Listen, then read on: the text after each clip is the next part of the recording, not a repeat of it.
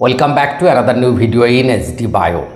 দেখুন, গতকাল আমাদের বিভিন্ন কর্মচারী সংগঠনের সঙ্গে মুখ্যমন্ত্রীর যে বৈঠক হয়, সেই বৈঠকে বেশ কয়েকটা গুরুত্বপূর্ণ আপডেট উঠে এলো। যেমন বকেয়া ডিএ নিয়ে যেমন গুরুত্বপূর্ণ তথ্য উঠে এলো, তেমনি 7th পে কমিশন কবে থেকে লাগু হবে সে নিয়েও গুরুত্বপূর্ণ তথ্য উঠে এলো। তার সঙ্গে সবচেয়ে আরও গুরুত্বপূর্ণ তথ্য, যেটা আমাদের বেকার সমাজ যুবকদের জন্য প্রায় 50,000 স্থায়ী সরকারি কর্মচারী নিয়োগ হতে চলেছে আগামী ডিসেম্বরের মধ্যে।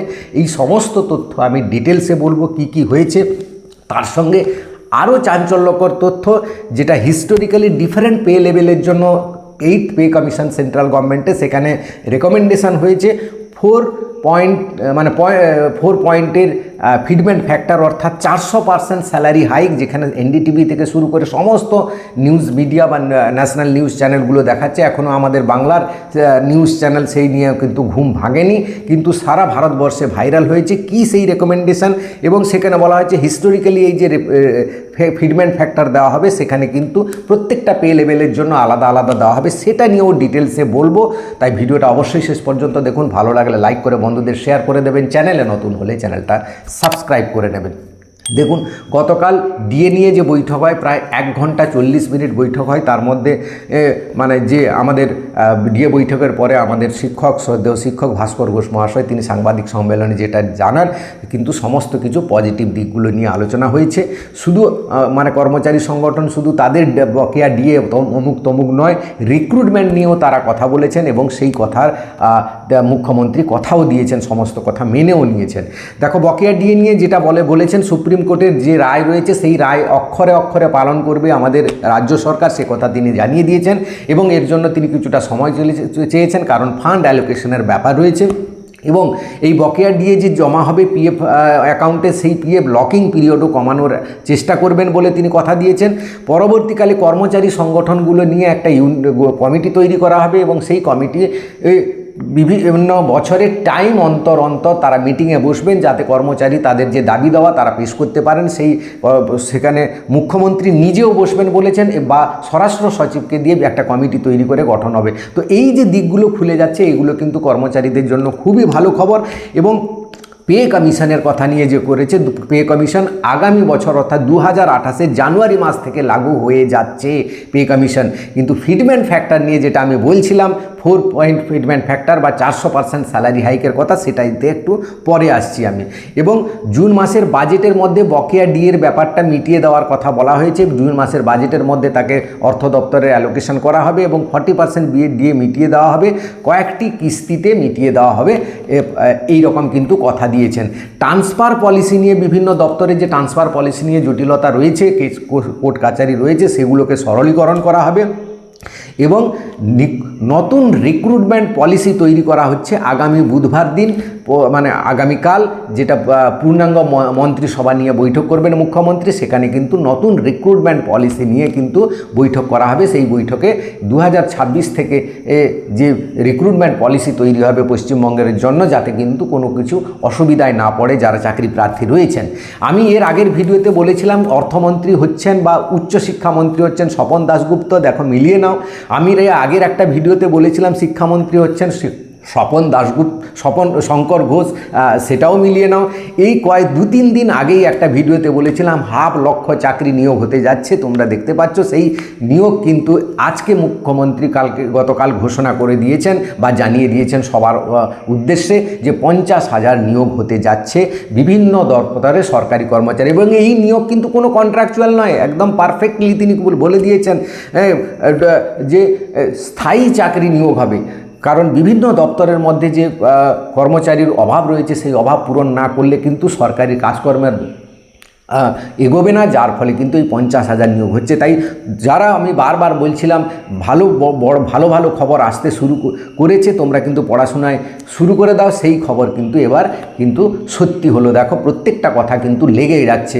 তো আরেকটি খবর যেটা হচ্ছে, হিস্টোরিক্যালি ডিফারেন্ট পে লেভেলের জন্য ডিফারেন্ট ফিডমেন্ট ফ্যাক্টর সাজেস্ট করেছে, এই কথা কিন্তু সারা ভারতবর্ষে ভাইরাল হয়েছে এবং আলোচনার ঝড় উঠেছে।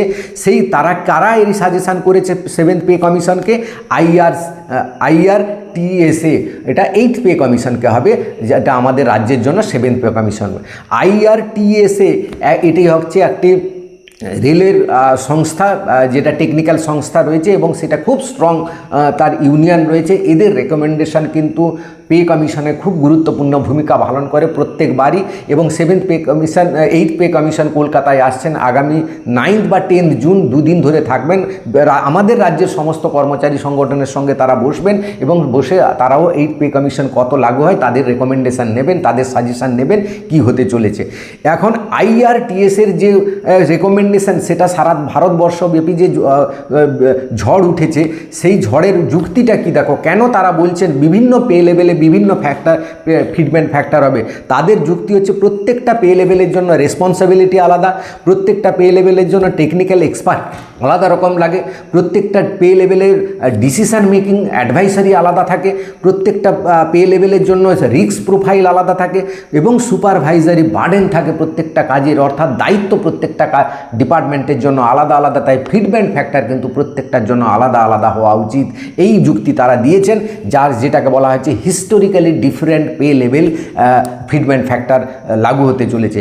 এই পে লেভেল তারা যেটা করেছেন রেকমেন্ডেশন দিয়েছেন, প্রত্যেকটা পে লেভেল মানে পে লেভেল 1 থেকে 5 পর্যন্ত দিয়েছেন 2.92 মানে প্রায় 3 ফিটমেন্ট ফ্যাক্টর, মানে স্যালারি 6th পে কমিশন আমাদের রাজ্যে স্যালারি যা রয়েছে তার 3 গুণ বাড়বে এই ফিটমেন্ট ফ্যাক্টর নিয়ে 1 থেকে 5। এখানে কারা পড়ছে? সাধারণত গ্রুপ ডিরা এখানে পড়ছে।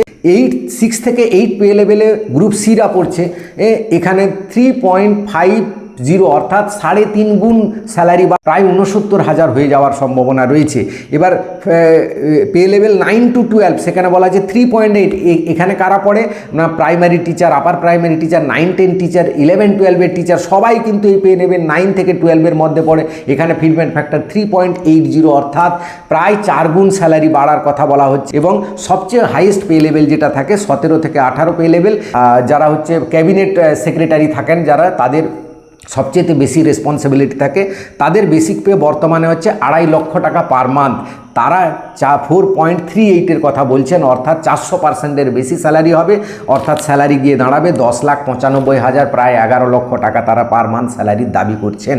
তো এই ব্যাপারটার কথা বলা হচ্ছে, যেটা নিয়ে সারা ভারতবর্ষে কিন্তু ঝড় উঠেছে। এবং এই ফিটমেন্ট ফ্যাক্টর যদি কেন্দ্রে লাগু হয়, আমাদের রাজ্যেও লাগু হয়ে যাবে তাহলে। এবং এই লাগু হওয়ার পেছনে আরও যুক্তি আছে, কারণ এখন যে টাকার অবমূল্যায়ন ঘটেছে, মার্কেটের প্রত্যেকটা জিনিসের দ্রব্যমূল্য বৃদ্ধি পেয়েছে, তাতে কিন্তু এই ফিটমেন্ট ফ্যাক্টর লাগু হওয়ার কারণ রেলওয়ের যে ফিটমেন্ট ফ্যাক্টর রেকমেন্ডেশন করে সেখানে কিন্তু পে কমিশনে, কেন্দ্র সরকারের পে কমিশনে সেটা কিন্তু অনেকটা মান্যতা দেওয়া হয়। তাই কিন্তু এই ফিটমেন্ট ফ্যাক্টর কিন্তু দেখার রয়েছে, এটা যদি লাগু হয় সমস্ত আমাদের রাজ্য সরকারি কর্মচারী এরা কিন্তু খুব উপকৃত হবেন। কারণ আমাদের মুখ্যমন্ত্রী বারবার করে বলে দিয়েছেন কেন্দ্রের সরকারের সমস্ত কিছু মানে তারা যে রেকমেন্ডেশন তারা কিন্তু মেনে চলবেন, সেটা এবং প্রতিবারই সেটাই লাগু হয়।